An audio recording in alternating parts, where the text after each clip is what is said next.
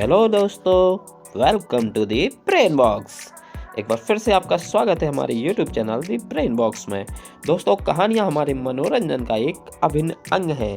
आपने अनेक प्रकार की कहानियाँ सुनी होंगी।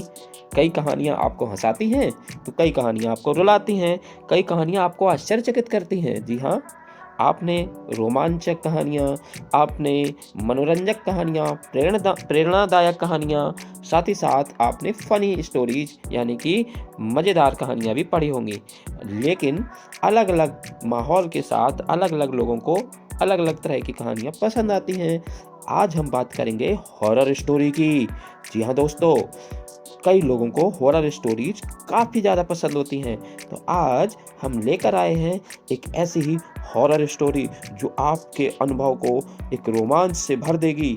जी हाँ दोस्तों, एक कहानी जिसमें आप देखेंगे किस तरह से आत्माएं एक गांव में रात के निकलने के जितने भी मंसूबे हैं व्यक्तियों के, वो नाकाम कर देती हैं। यानी कि शापित आत्मा, इस कहानी का टाइटल है शापित आत्मा। तो बिना देरी किए शुरू करते हैं आज की स्टोरी, और आप अपना अनुभव हमें कमेंट बॉक्स में जरूर बताएं। भारत के एक कोने में घने जंगलों के बीच एक ऐसा गांव बसा हुआ था जिसका नाम था संध्यापुरा। इस गांव के बारे में बहुत कम लोग जानते थे, और जो जानते भी थे वे इस जगह से दूर ही रहते थे। ऐसा माना जाता था कि इस गांव में समय रुक सा जाता है। सूरज ढलते ही गांव की हर गली वीरान हो जाती, हर दरवाजा बंद हो जाता और हर इंसान घर में दुबक कर बैठ जाता। गांव के बड़े बुजुर्गों का कहना था कि इस जगह का इतिहास सैकड़ों साल पुराना है। यहाँ की परंपराएं और नियम बड़े ही अजीब थे।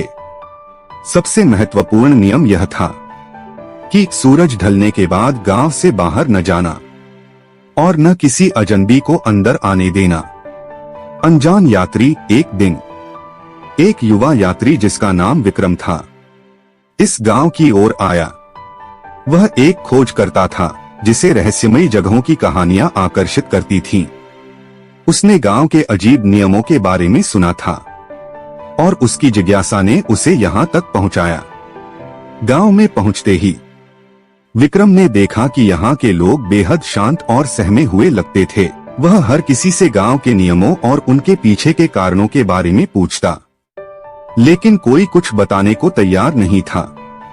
गांव के मुखिया दुर्गादास ने विक्रम को चेतावनी दी, यहाँ सूरज ढलने के बाद कोई भी सुरक्षित नहीं रहता। अगर तुम यहाँ रहना चाहते हो तो हमारे नियमों का पालन करना होगा। रात का पहला अनुभव। विक्रम ने तय किया कि वह एक रात गांव में रुकेगा। जैसे ही सूरज ढलने लगा उसने देखा कि सभी लोग जल्दी जल्दी अपने घरों में चले गए। वह एक कमरे में अकेला बैठा था और बाहर अजीब सन्नाटा छा गया। रात के करीब 12 बजे उसे बाहर से किसी के चलने की आवाज सुनाई दी। उसने खिड़की से झांक कर देखा तो एक सफेद साड़ी पहने महिला धीरे धीरे गांव की गली में चल रही थी। विक्रम को यह बहुत अजीब लगा, क्योंकि गांव के लोग सूरज ढलने के बाद बाहर नहीं निकलते थे। उसने साहस करके दरवाजा खोला और उस महिला का पीछा किया। वह महिला गांव के बाहर जंगल की ओर जा रही थी। जंगल का रहस्य। जैसे ही विक्रम जंगल के भीतर पहुंचा उसने महसूस किया कि वहां की हवा ठंडी और भारी हो गई है।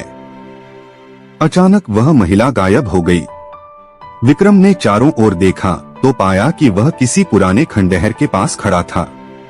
उस खंडहर पर अजीब अजीब चित्र बने हुए थे। खंडहर के अंदर जाने पर विक्रम को एक पुरानी किताब मिली जिसमें गांव के बारे में लिखा था। उसमें बताया गया था कि यह गांव एक श्राप के कारण ऐसा बना था। सैकड़ों साल पहले इस जगह पर एक राजा का शासन था जिसने जंगल की आत्माओं का अपमान किया था। आत्माओं ने गुस्से में गांव को श्राप दिया कि सूरज ढलने के बाद यहाँ समय ठहर जाएगा और जो भी नियम तोड़ेगा वह आत्माओं का हिस्सा बन जाएगा। सच्चाई का खुलासा। विक्रम ने यह जानने की ठानी कि यह श्राप कितना सच है। वह खंडहर से गांव लौटा, लेकिन अब रात बीत चुकी थी। अगली सुबह उसने गांव के बुजुर्गों से इस बारे में सवाल किया। दुर्गादास ने बताया कि जो भी इन बातों की सच्चाई जानने की कोशिश करता है उसे आत्माएं अपने साथ ले जाती हैं। विक्रम ने तय किया कि वह इस रहस्य को पूरी तरह सुलझाएगा। अगले दिन वह फिर से जंगल गया, लेकिन इस बार सूरज ढलने से पहले उसने खंडहर की गहराई से छानबीन की और पाया कि आत्माओं के श्राप को तोड़ने का एक उपाय है। श्राप का अंत।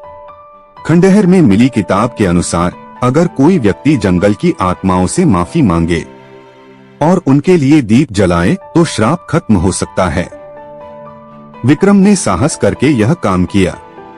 जैसे ही उसने दीप जलाए, पूरे जंगल में एक रोशनी फैल गई। उसे अचानक चारों ओर से आत्माओं की आवाज सुनाई दी। आत्माएं प्रसन्न हुई और उन्होंने गांव का श्राप समाप्त कर दिया। सूरज ढलने के बाद भी अब गांव में समय नहीं रुकता था। गांव के लोग अब स्वतंत्र हो गए। अंतिम विदाई। गांव के लोग विक्रम के इस साहसिक कार्य के लिए उसकी प्रशंसा करने लगे। उन्होंने उसे संध्यापुरा का नायक घोषित किया। विक्रम ने अपना मिशन पूरा कर लिया और गांव से विदा लेकर नई खोज पर निकल पड़ा। लेकिन आज भी अगर आप संध्यापुरा जाएं, तो वहां की रातें आपको इस कहानी की याद दिलाएंगी। धन्यवाद।